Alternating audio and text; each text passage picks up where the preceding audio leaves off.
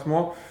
Donc comme je disais, c'était essentiellement constitué de sorties très longues le week-end. Donc ça partait de... Le samedi en général c'était 6-8 heures de course. Le dimanche je remettais ça avec 8 heures de course. À ça vient s'ajouter le boulot aussi. Parce que bon quand même je suis vraiment à un niveau amateur de base quoi. Donc je travaille, il faut bien financer la course aussi, donc il faut travailler. Et après en parallèle aussi je faisais pas mal de sorties croisées en vélo de route, donc des sorties de 1h30, 2 heures et qui permettent vraiment de relâcher et puis couper avec la course à pied pour éviter que ce soit monotone aussi. Et aussi pas mal de séances de muscu, c'est-à-dire renforcement musculaire au niveau des cuisses et de la sangle abdominale. Il faut savoir que justement dans ces courses, il n'y a pas que le fait de courir bêtement et il ne faut pas oublier tout ce qui est abdos, cuisses, qui est vraiment très important pour la résistance musculaire dans les descentes qui sont vraiment très cassantes et très traumatisantes pour le muscle. Et les montées aussi, donc ça c'est vraiment un travail que j'ai effectué, comme je disais, avec mon entraîneur et ça m'a vraiment permis aussi de bien gérer la course à ce niveau-là. Il faut savoir qu'en course à pied, la blessure arrive très vite et comme je vous disais, si on s'alimente mal, si on dort pas très bien, si on a une hygiène de vie qui n'est pas quasiment parfaite, c'est vraiment. Après, c'est difficile à gérer la suite, quoi. Parce que, bon, certes, tous les ultra-trailers, la grande majorité, on est des amateurs, mais on a quand même des conditions et un mode de vie qui est proche du professionnel, puis il faut faire très attention à ce qu'on fait.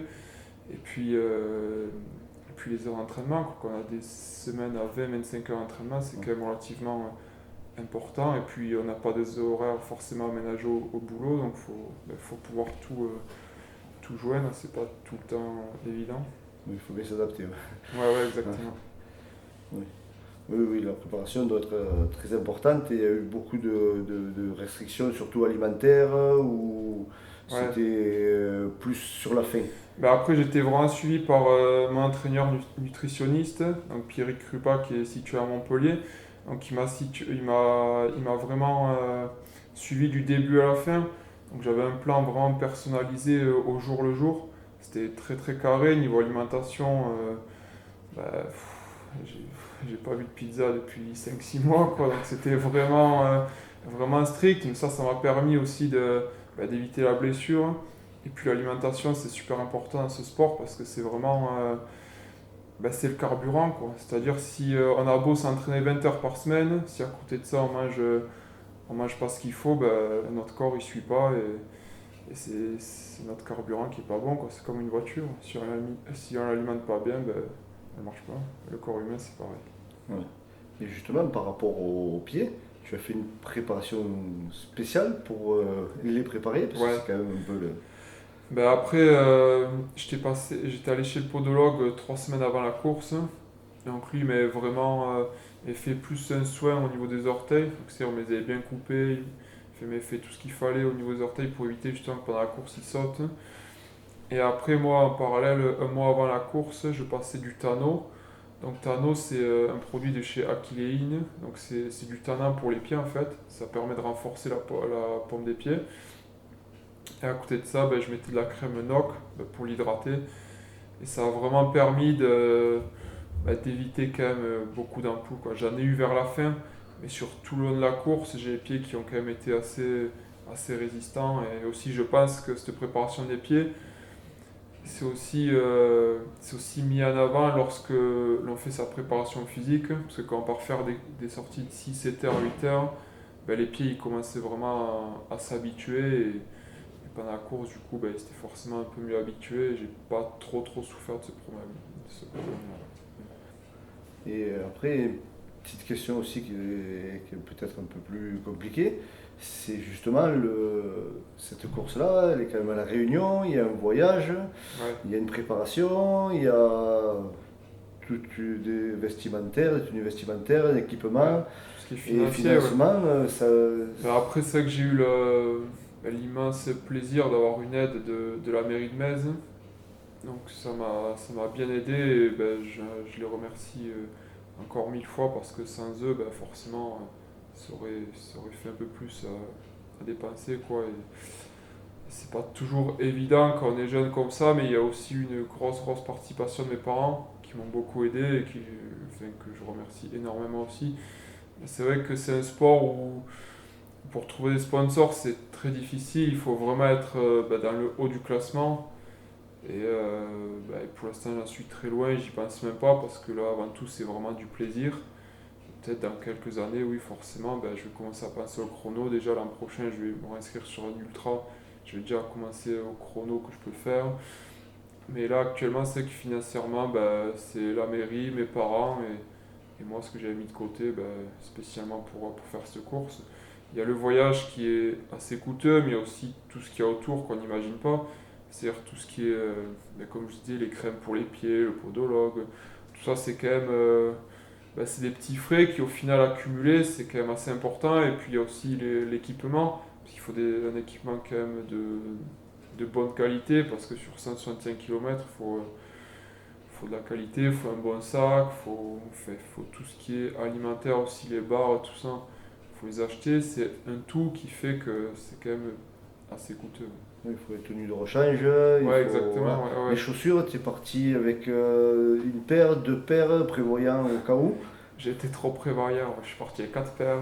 Oui, 4 paires, ouais, une paire dans chaque valise. Mais au final, je l'ai dit à mes parents, prenez, prenez. Au final, ils se sont chargés des sacs énormes de paires de chaussures et d'habits. Et je me suis quasiment pas changé du parcours. Et les chaussures, j'ai gardé les mêmes du début à la fin.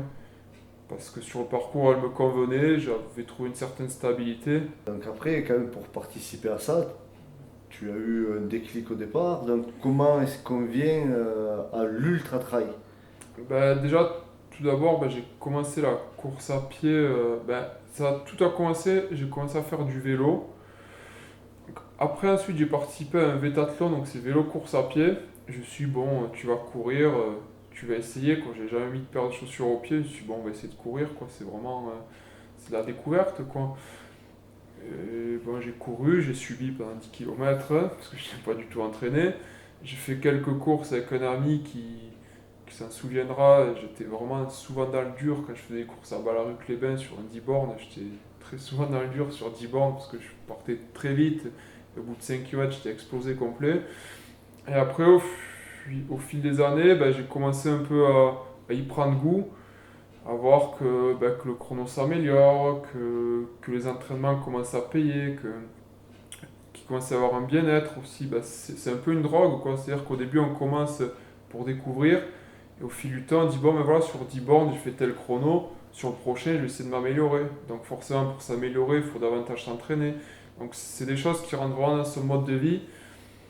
Et c'est à partir de là que tout a commencé. Après, j'ai participé au Trail du Caroux, un 17 km, avec un ami à moi, qui se reconnaîtra d'ailleurs et qui se rappelle dans l'état où je suis arrivé. Pourtant, vous voyez, c'est juste un 17 km, c'est pas non plus énorme, quoi. Après, c'était un parcours qui était quand même assez exigeant. Et pour mon premier, j'en avais vraiment souffert.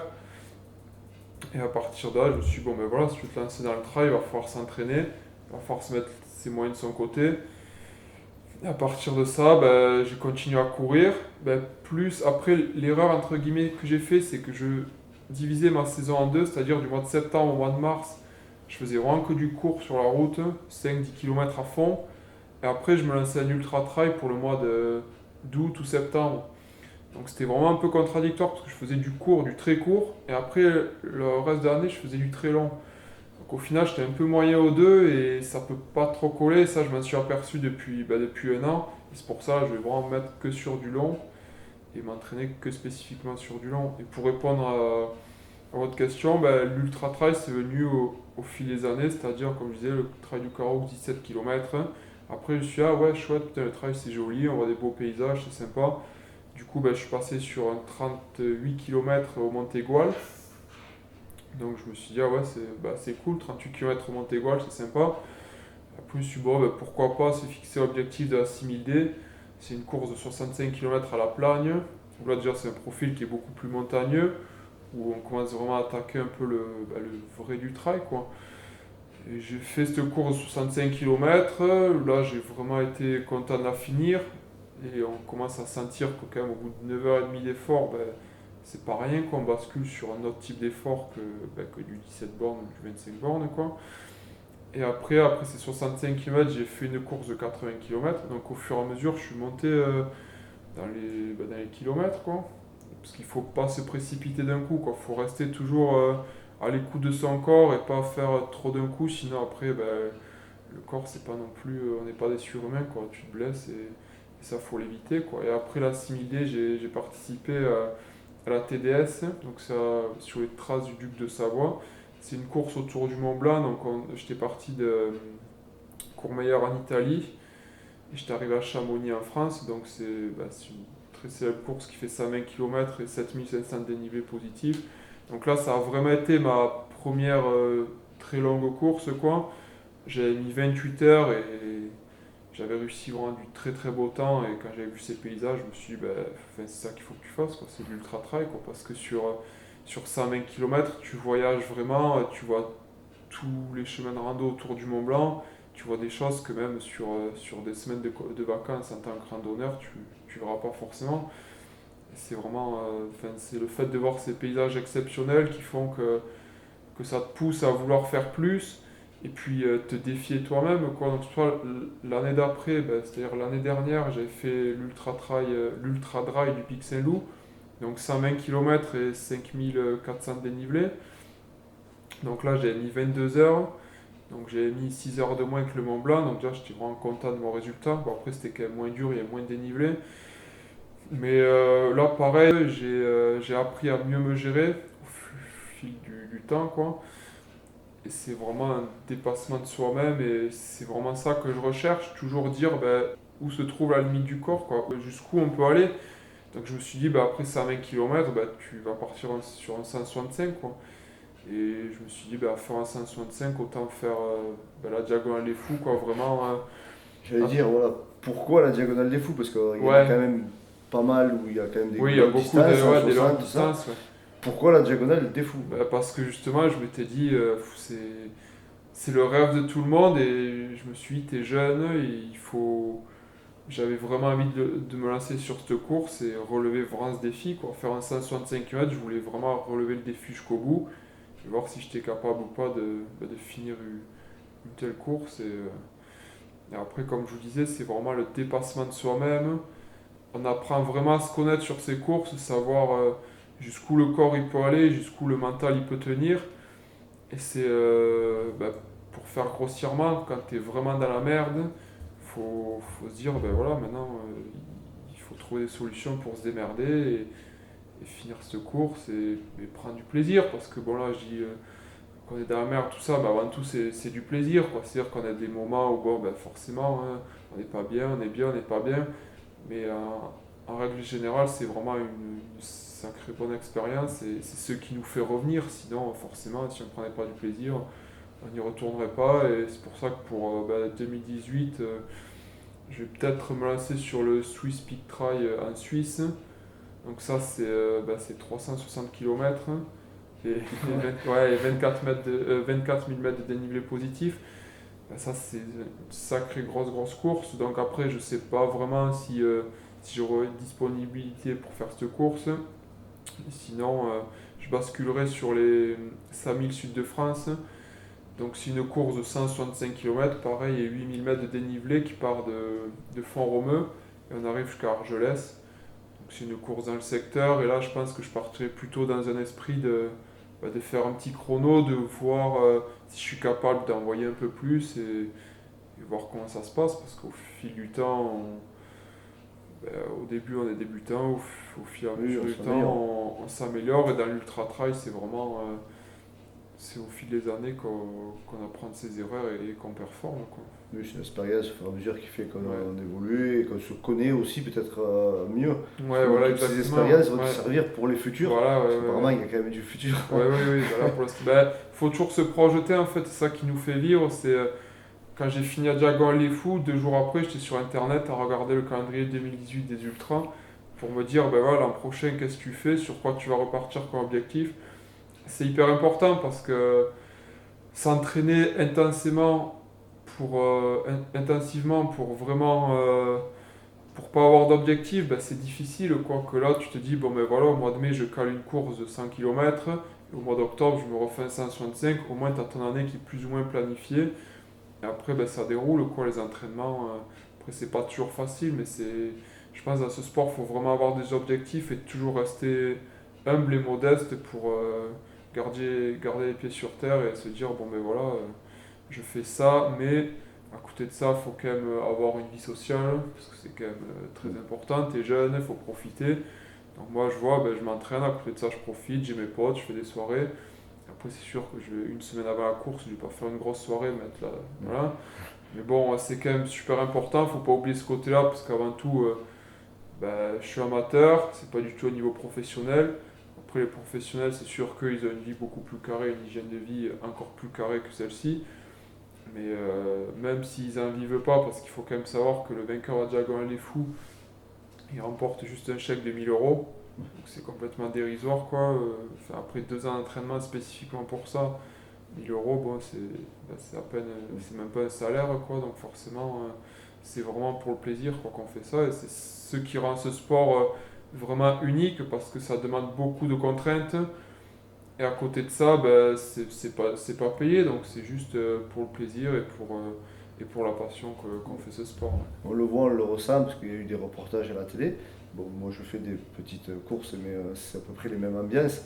On sent tout de suite que tout le monde est humble et sympa. On voit souvent les premiers qui sont déjà arrivés repartir sur le parcours Ouais, pour encourager entendre le dernier, les ouais. derniers ou les autres.